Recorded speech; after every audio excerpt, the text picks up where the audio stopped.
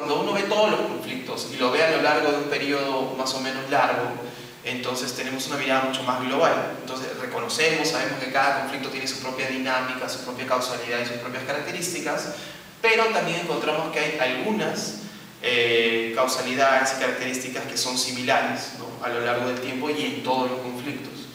Obviamente dejando algunos fuera de la totalización que pretendemos hacer, pero más o menos hay algunas similaridades, algunos puntos mínimos. En las causalidades encontramos, podremos resumirlo en tres dimensiones o tres grandes elementos, ¿no?, dentro de las causas de los conflictos sociales.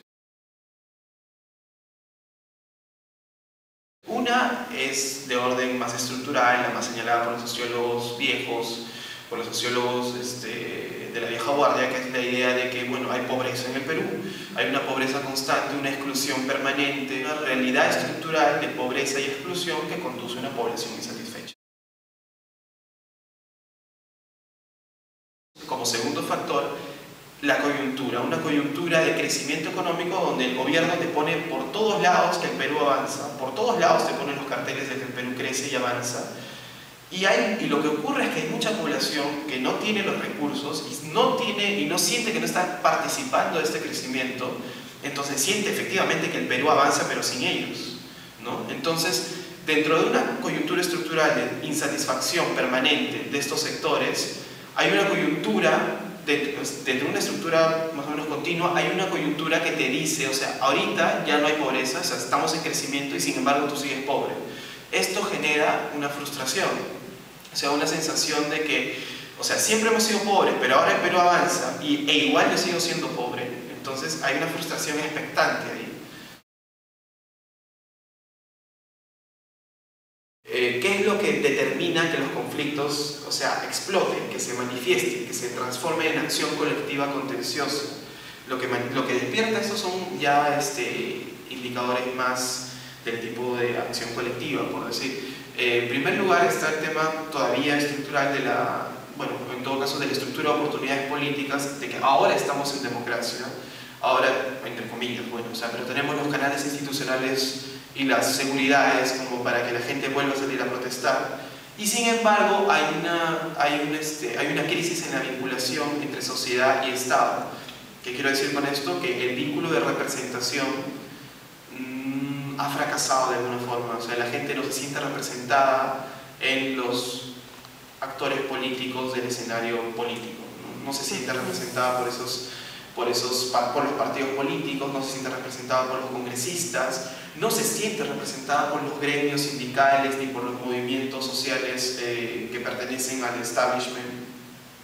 Entonces lo que ocurre es que hay una desconexión entre sociedad y Estado, como primer factor. Pero ¿qué hace que los conflictos estallen? Nosotros con Aldo creemos que tiene mucho que ver también con los recursos organizativos, con los recursos para la protesta. Para la protesta se necesitan recursos como por ejemplo son un repertorio de conflicto, o sea, un conocimiento de cómo hacer un conflicto, de cómo despertarlo, de cómo movilizar a la gente, un liderazgo político, un líder carismático que llegue al conflicto, recursos organizativos de tipo material, de tipo económico, redes organizativas como las redes, por ejemplo, para el conflicto socioambiental, la red Muki o Konakami, redes como que conecten diferentes espacios y permitan generar el conflicto, ¿no?, que son fragmentados, o sea, fragmentados horizontalmente, ¿no? No son conflictos que se vayan conectando, o sea, tienen redes organizativas, pero hasta ahora lo que vemos son conflictos territorializados, fragmentados, violentos y que buscan autonomía. Violentos entre comillas, o sea, tratan de no serlo, pero sí utilizan, hay que ser honestos, se utiliza en todos los conflictos la estrategia de violencia para obtener resultados, ¿no? Y más aún cuando un Estado como que legitima ese tipo de relación en el cual solo la violencia hace que el Estado voltee la cabeza a estos espacios locales, se legitima, ¿no? Entonces son conflictos fragmentados, territoriales, con dosis de violencia y que buscan autonomía, en el sentido de que no se relacionan con partidos, no quieren hablar con movimientos, o sea, no quieren articularse, no buscan eso.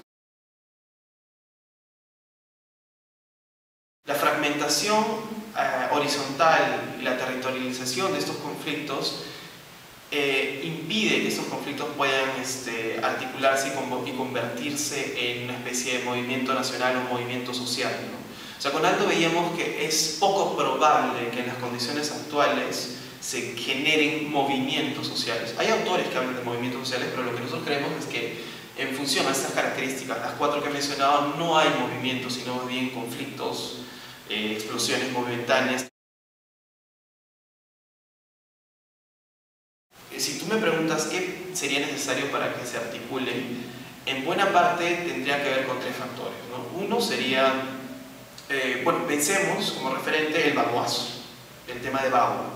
O sea, donde por primera vez en la historia del Perú hubo un movimiento amazónico, un movimiento indígena, entre comillas, que se fue articulando y logró obtener en buena parte esos resultados, ¿no? Y logró además la solidaridad de la sociedad civil o del resto de la sociedad civil en todo el país, ¿no? Entonces, ¿qué es necesario? Es necesario, uno, la necedad del gobierno. O sea, en primer lugar, un gobierno que no dialogue, que se cierre y que proponga políticas públicas sin debate, sin discusión, al caballazo, ¿no? Que es lo que ha ocurrido con el tema de Bagua. O sea, un gobierno, un ejecutivo que no dialogue, que no mire, que no escuche, que no concerta, que no concerte, o sea, va a invitar ¿a qué cosa?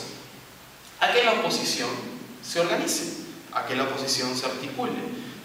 O sea, estos devaneos autoritarios, que son, o sea, la traducción de decir que un gobierno se cierre, hacen eso. O sea, el autoritarismo siempre lleva a que la oposición, más temprano o más tarde, se articule en su contra. Porque estos tienen intereses, o sea, las poblaciones, los ciudadanos que están reclamando en estos conflictos tienen diversos intereses. No tendrían por qué articularse, pero si el gobierno les pone, o sea, los califica a todos como terroristas o como que la masa que no deja que el progreso y la modernidad avance, ya tienen todos un enemigo en común. Y los operadores políticos o los partidos políticos que están bregando por articular esto, la van a tener muy fácil, ¿no? Entonces, en primer lugar, sería un gobierno que no debata, que no haga consensos y que trabaje a cabellazo. En segundo lugar, sería que la oposición, que tiene estas condiciones, se articule y que la oposición anti-APRA, anti-gobierno, debata y logre tener una agenda mínima en la cual se pueda criticar al gobierno y tratar de sacarlo, ¿no? Y en tercer lugar, tendría que haber un líder carismático. Siempre es necesario un líder, una especie de liderazgo que genere esto, ¿no? Pensemos en el caso de Fujimori y Toledo. O sea, para que la oposición se articulara, Fujimori tuvo que buscar la tercera reelección y endurecerse al final de su mandato. Solo esto hizo que la oposición se articule, pero además fue necesario un líder carismático que represente todo esto, que en ese caso fue Toledo, ¿no?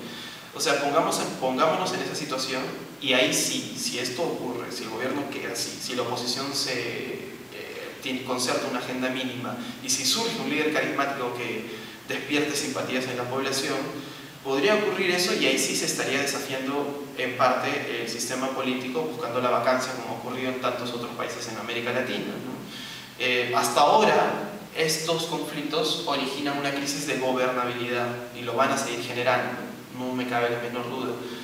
Pero si es que estas tres cosas pasan, estos 3 factores, el gobierno necio, la articulación de la oposición o la agenda compartida y un líder carismático que surja, ahí sí se estaría desafiando el sistema político. Otro sería el caso en el cual esta oposición genere una agenda ya propositiva. O sea, esta agenda que yo estoy mencionando es una agenda contra García, contra el APRA, contra el gobierno, ¿no? En el caso de que la agenda deje de ser contra, como fue con el caso de Fujimori, y se vuelve una agenda pro una alternativa al neoliberalismo, entre comillas, o pro una alternativa al modelo económico, solo ahí estaría surgiendo un movimiento social nacional, ¿no? Y ocurriría lo que ha pasado, por ejemplo, en Bolivia con el MAS, ¿no? Donde esto sí ha pasado y hay un movimiento social, ¿no? Claro que, obviamente, siendo sinceros y honestos con nuestra realidad, esto está bastante distante y es muy poco probable.